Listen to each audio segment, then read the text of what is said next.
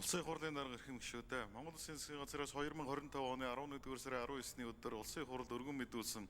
тогтоол нэмэлт оруулах тухай Монгол Улсын хурлын тогтоолын төслийн анхны хэлэлцүүлгийг Улсын хурлын 2025 оны 12-р сарын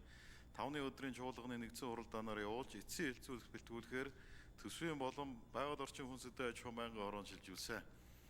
Нэгдсэн хуралдаанаар тогтоолын төслийн анхны хэлэлцүүлгийг явуулах үед Улсын хурлын гишүүн Бээсийн Үүрийн туяа нараас гаргасан тогтоолын хэрэгж хугацааг ердийн журмаар мөрдөх буюу төслийн 5 дахь заалтыг хасах болон найруулгын шинжтэй санал гаргасныг хуралдаанд оролцсон гишүүдийн олонх дэмжээгүй болно. Байнгын ороодын хамтарсан хуралдаанаар тогтоолын төслийн эцсийн хэлэлцүүлгийг явуулах үед Улсын хурлын гишүүд Сайн зориг,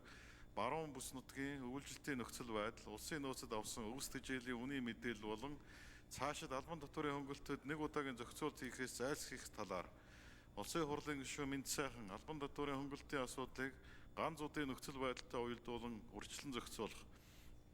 Ховд аймгийн Эрдэнэ нүрэн суманд хэрэгжихээр төлөвлөсөн усалгааны систем суурилуулах ажлын явцын талаар Улсын хурлын гишүүн Батбаяр гурил тэжээлийн үйлдвэрлэлийн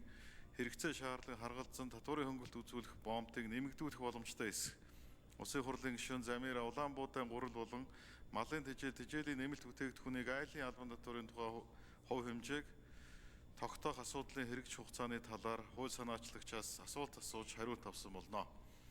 Төсвийн болон байгаль орчин хүн сэдвийн аж ахуйн байнгын хорооноос тогтоол нэмэлт оруулах тухай Монгол Улсын хурлын тогтоолын төслийн талаар хууль зүйн зөвлөмж гаргуулах хүсэлтийг Улсын хурлын тамгын газарт гарган тамгын газраас тогтоолын төсөлд хууль зүйн зөвлөмж гаргасан. Уг зөвлөмжийг хууль зүйн байнгын хороо 2025 оны 12 дугаар сарын 9-ний өдрийн хуралдаанаараа хэлэлцсэн санал дүгнэлтэд холбогдох төсвийн болон байгаль орчин хүн сэдвийн аж ахуйн байнгын хороонд хүргүүлсэнийг хамтарсан хуралдаанд танилцуулсан.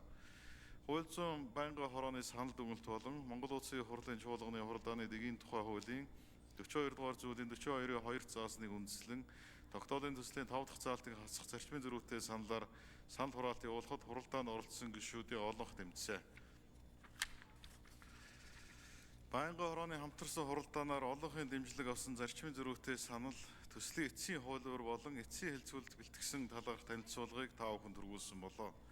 Улсын хурлын эрхэм гишүүдээ тогтоол нэмэлт оруулах тухай Монгол Улсын хурлын тогтоолын төслийг эцсийн хэлэлцүүлэлт бэлтгэсэн талаарх танилцуулга болон зарчмын зөрүүтэй саналыг хэлэлцэн шийдвэрлэхийг та бүхнээс хүсье.